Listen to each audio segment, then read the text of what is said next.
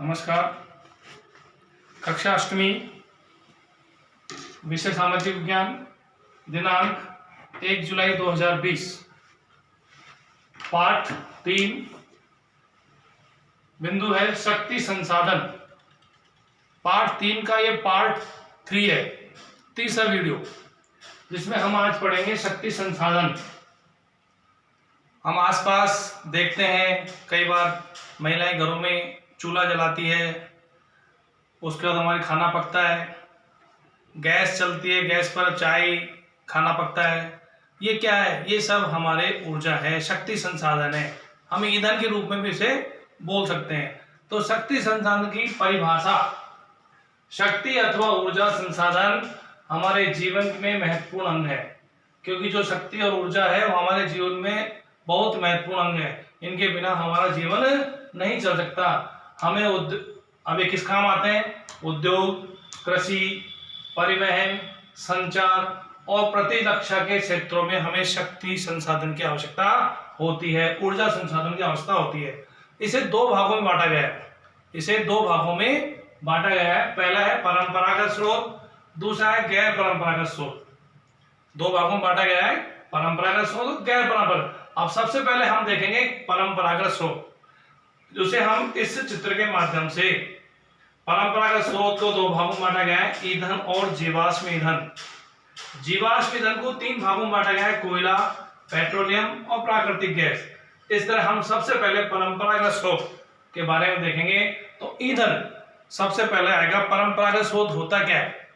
जो हमारे रोजमर्रा के काम आ रहे हैं, जो हमारे रोजमर्रा काम आते हैं, सामान्य उपयोग में जो चीजें काम आती है, वो हमारे परंपरागत स्रोत कहलाते हैं। ईंधन और इसे जीवाश्म ईंधन दो भागों में बांटा गया है। सबसे पहला ईंधन जो खाना बनाने या खाना पकाने इसके काम आता है, वो कहलाता है ईंधन।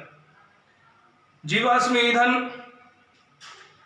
पौधे और जानवरों के दबने से, यानी पेड़ पौधे और जानवर जो मिट्टी में दब जाते हैं और हजारों वर्षों तक वो दबे रहते हैं, और अंदर जमीन के अंदर जो हलचल पैदा होती है, उनके अंदर ताप और दाब के अनुपात के अनुसार वो जीवाश्म ईंधन तैयार होता है। अब जीवाश्म ईंधन में कौन कौन से होते हैं? उसमें होता है आपके कोयला, पेट्रोलियम। तो सबसे पहले बात करेंगे हम कोयला की। यह भी एक जीवाश्म ईंधन है। कोयला एक जीवाश्म ईंधन के अंतर्गत आता है, और इसे हम विद्युत तापीय ऊर्जा भी कहते हैं। इसे हम क्या कहते हैं? विद्युत तापीय ऊर्जा भी कहते हैं कोयला को। कोयला कौन कौन से देश ज्यादा उत्पादन करते हैं? कहां पर खनन इसका ज्यादा होता है? तो वह चीन, संयुक्त राज्य अमेरिका, जर्मनी, रूस, दक्षिण अफ्रीका और फ्रांस। ये कोयला उत्पादक देश हैं। अधिकतम जो कोयला उत्पादन करते हैं वो कोयला उत्पादक देश कहलाते हैं। तो ईंधन और जीवाश्म ईंधन। अब जीवाश्म ईंधनों में कोयला हो गया। दूसरा बिंदु आता है पेट्रोलियम। पेट्रोलियम हमें जो आज देखते हैं वो पेट्रोलियम, इसकी ये बिल्कुल तरल और काला गाढ़ा पदार्थ निकलता है। जहां से इसका खनन किया जाता है तेल के कुओं से, तो गाढ़ा और काला पदार्थ निकलता है। इसे हम काला सोना भी कहते हैं। इस पेट्रोलियम पदार्थों को हम काला सोना भी कह सकते हैं, और इसे शैल तेल भी कहते हैं। इसका दूसरा नाम है शैल तेल। तो ये पेट्रोलियम पदार्थ अब जब कुओं से निकलता है तो पूरा गाढ़ा होता है। जब इसको रिफाइनरी होती है, इनकी रिफाइनरी लगा रखी है, अलग अलग रिफाइनरी होती है, जहां पर पेट्रोल अलग हो जाता है, उसके साथ डीजल अलग होता है, कैरोसिन अलग हो जाता है, और मोम अलग निकल जाता है, प्लास्टिक अलग होता है, और स्नैक अलग तैयार हो जाते हैं। और ये प्लास्टिक पेट्रोलियम से जो बने पदार्थ होते हैं वो काला सोना के नाम से कहलाते हैं। ज्यादातर किसी भी काला सोना होता है। तो ये होता है पेट्रोलियम पदार्थ। अब इसके मुख्य उत्पादक देश कौन कौन से हैं?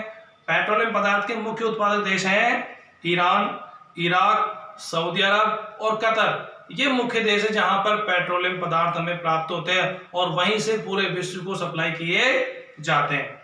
तो इस तरह हमारे यहाँ भारत में असम में डिगबोई है, मुंबई में बॉम्बे हाई है, वहां से हमारे यहाँ, और कृष्णा और गोदावरी के तट के पास में भी हमारे यहाँ पेट्रोलियम पदार्थ मिलते हैं, जिनका खनन किया जाता है और उनको रिफाइनरी करके हमारे भारत में काम में लिया जाता है। अगला तट, इसी में पेट्रोलियम पदार्थ के साथ ही मिलती है प्राकृतिक गैस, क्योंकि पहले तेल में लगा उसके बाद निकलती गैस, तो प्राकृतिक गैस मिलती है उसको। अब इसमें गैस दो प्रकार की होती है, एक तो हमारे खनिज उसमें काम आती है खाना पकाने में, भोजन पकाने में, जिसे हमें गैस सिलेंडर में भर करके आती है हमारे घरों पर, तो वही तो वो आती है जो कई प्रकार की कंपनियां HP, भारत, इंडियन, ये कई कंपनियां हैं जो इन गैसों की सप्लाई करती है और अपने घरों में इनके सिलेंडर हमें पाए जाते हैं। दूसरी होती है जो डीजल से कम प्रदूषण करती है, डीजल से कम प्रदूषण करती है, उसे कहते हैं CNG।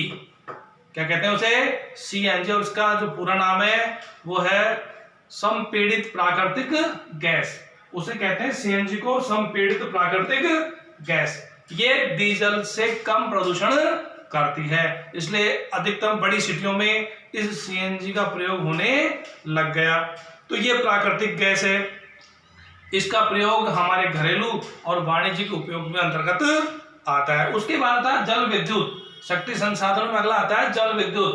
तो नदी एवं बांधों पर बनाए जाते हैं, जहां बांध बनाए जाते हैं और बड़ी बड़ी नदियां उनके बहुत ऊंचाई से जो झरने गिरते हैं वहां पर विद्युत का कार्य किया जाता है। वहां पर एक संयंत्र लगाया जाता है विद्युत का, वहां बहुत बड़ा टरबाइन होता है, और जब पानी झरने से या बांध से ऊपर से नीचे गिराया जाता है तो उसका जो ब्लेड जनरेटर होता है उस पर पानी ऊंचाई से गिरता है और वो जब घूमता है टरबाइन तो वो विद्युत का उत्पादन करता है। किसका उत्पादन करता है?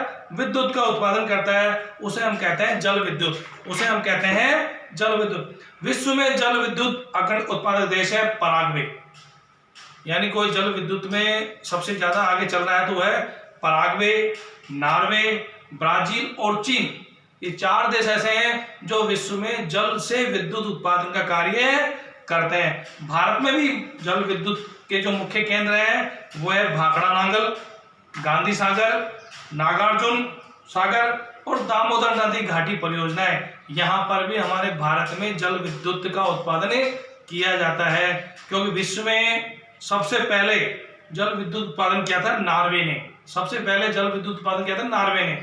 और भारत में जहां विद्युत का उत्पादन वो है भाखड़ा नांगल, गांधी सागर, नागार्जुन सागर और दामोदर नदी घाटी परियोजना।